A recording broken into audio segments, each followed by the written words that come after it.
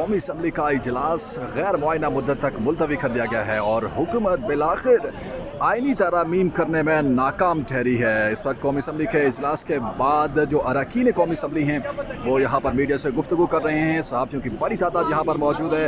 ये मनासिर लाइव हम आपको पाकिस्तान के पार्लियामेंट हाउस के बाहर से दिखा रहे हैं। ज़रताज गुल इस वक्त बात कर रही हैं हमारे सहाफ़ी दोस्त अब्बासी साहब के साथ और उनका ये कहना है कि आज हुकूमत जो है वो नाकाम हो चुकी है। आके दिखाओ अगर तुम कोई वाकई आईनी तरमीम लेकर आना चाहते हो, हमसे मुसव्वदा जो है वो शेयर करो, मीडिया से शेयर करो, हमें इसके ऊपर बात करने दो। अगर जुर्रत किसी में नहीं तो वो तो वज़ीर-ए-आज़म जैसे वो कह रही हैं कि जी अगर किसी में ज़रूरत थी तो मुसव्वदा हमसे शेयर किया जाए। ये आप मनासिर बराह रास्त पार्लियामेंट हाउस के बाहर से देख रहे हैं जहाँ पर कौमी असम्बली का सेनेट का इजलास गैर मुआयना मुद्दत तक मुलतवी कर दिया गया है।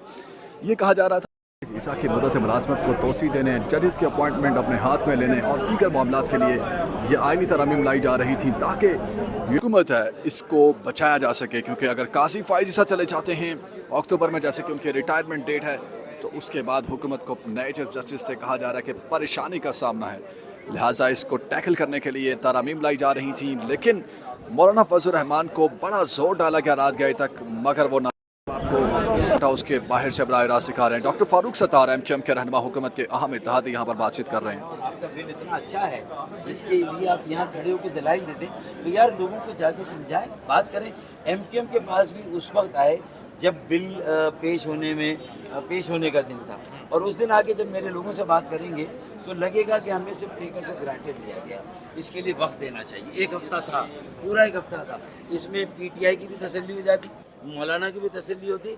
फिर भी अगर वो साथ ना देते तो फिर उनके पास ये बहाना तो नहीं था। डॉक्टर फारूक सत्तार आइनी तरामीम के हवाले से बातचीत कर रहे थे। ये मनाज़र हम आपको कौमी असम्बली से बराह रास्त दिखा रहे हैं। सनी डे है, बहुत ज़्यादा गर्मी नहीं है, दरमियाने दर्जे की गर्मी है और ये मनाज़र हम आपको बराह रास्त दिखा रहे हैं। ज़रताज गुल यहाँ पर मौजूद हैं और रवाना हो रही हैं यहाँ से।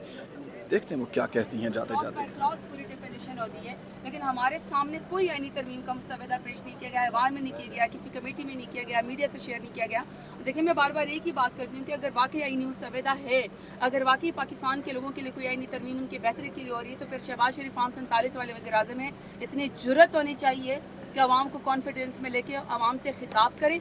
बहरहाल अब तो इनको काफ़ी शर्मिंदगी हुई, अगर ये शर्मिंदा होते हैं तो अगर महसूस करनी है तो कर ले, क्योंकि अब तो ये शहबाज शरीफ पर खासी तनकीद का निश्तर बरसा रही हैं। ज़रताज गुल पीटीआई के रहनुमा हैं और ये बड़ा ख़ास था पाकिस्तान तहरीक इंसाफ के लिए। और इससे ये कहा जा रहा था कि चीफ जस्टिस काजी फाइज ईसा भी अपने अहदे पर बरकरार रहते और यूँ लगता था कि जैसे पीटीआई के लिए और अपोजिशन के लिए मुश्किल हो जाता मज़ीद किसी भी हवाले। ये मनाज़िर एक्सक्लूसिवली हम आपको पार्लियामेंट हाउस से बराह रास्त दिखा रहे हैं। एक बार फिर हम आपको बताते चलें, हुकूमत नाकाम हो जाए आइनी तरामीम करने में। चीफ जस्टिस काजी फाइज ईसा की मुद्दत मुलाजमत में तोसी के हवाले से और जजेस की अपॉइंटमेंट के हवाले से और इसी तरह मुनहरिफ अरकान के वोट के हवाले से कौमी असम्बली में कि उनका वोट गिना जाएगा या नहीं गिना जाएगा। एक आइनी अदालत के क़याम की बात की गई थी आइनी तरामीम में। इसी तरह मुख्तलिफ 50 से ज़ायद जो आइनी तरामीम थी वो इस आइनी पैकेज जिसको कहा गया इसका हिस्सा थी।